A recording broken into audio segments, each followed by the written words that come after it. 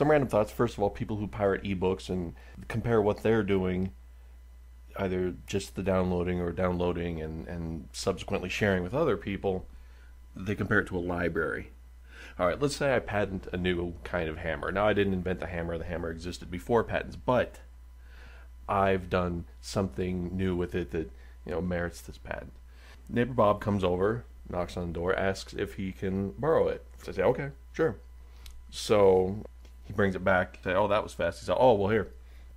I'll tell you what I did. I have a machine, and I cloned it. So now I have my own hammer. So I'm not going to, I don't have to bother you anymore. And, if my cousin or my best friend or my brother need one, I'll just make another one. In fact, if I'm feeling really generous, tell you what I'll do. I'll clone 1,000 of them and just go hand them out down the Home Depot parking lot. So essentially, Bob now has infinity. Bob now has infinity of my hammers, and is giving them away. And I say to Bob, well, look, I actually put a patent on that, and I was hoping to kind of try to make a living off of it. And he said, oh, well, you lent it to me 5 minutes ago. So honestly, how much money were you expecting to make doing that? And I say to my good friend Bob, that's me controlling the channel of distribution. That's different from someone else deciding that they're going to copy it and give it to whoever. At this point, if it's anything like the online debates, Bob says to me, boy, you're just greedy. Like, all you care about is the money. You're not even an artist. And then I murder Bob with the hammer.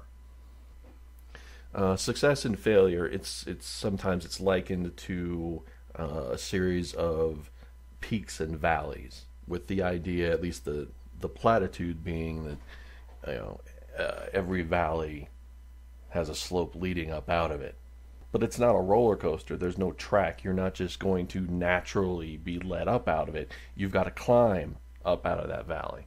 To a lot of people, that's maybe not as bright an outlook, but I think it makes you the author of your own destiny rather than a slave to fate or chance, and I think that's better than anything.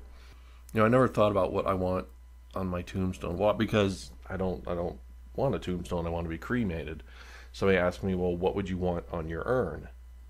And I had never thought about that. I think probably just this side up. It's an old adage that someone who swears frequently has a poor command of the English language. I don't think I have a poor command of the English language. I have an extensive vocabulary. I'm just really fucking angry.